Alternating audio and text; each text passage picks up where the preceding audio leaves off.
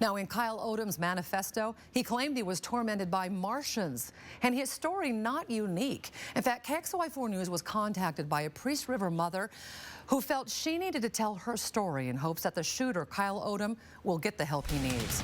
KXLY4's Allie Norton made the trip to North Idaho today. She's live in the studio, and Allie, this woman says Odom reminded her of her own son. Right, Nadine, and Lisa Inman says that she feels heartbroken for Odom's family, knowing exactly what they're going through, and she hopes that he can get the help that her son never did. Lisa Inman says it's been difficult watching coverage about Kyle Odom. The more I listen to it, the more I see my son. It's been just over a year since she's seen him.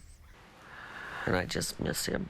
This picture on her mantle was taken of Matthew Baker in better times, before his mental illness got the best of him. Inman says she watched her son slowly unravel. Seeing aliens in his backyard, and I knew something was wrong with him. But she could never find him help.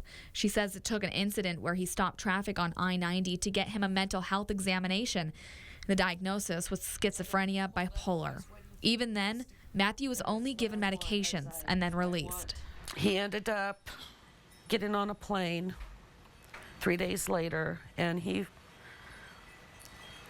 flew to California. Lisa gets emotional because on that trip last year, she got a phone call that changed their family's lives. He ended up killing this guy who he thought was evil. Matthew was put in a California jail while he awaited trial for murder.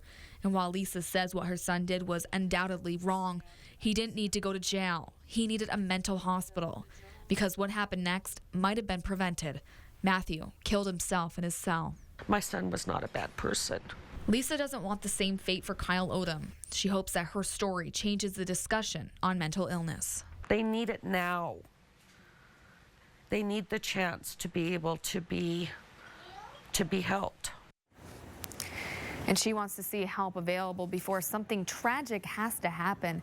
The end of last year, the Northern Idaho Crisis Center opened, and it serves as a bridge between people who don't yet need medical attention or a visit from law enforcement, but still need help.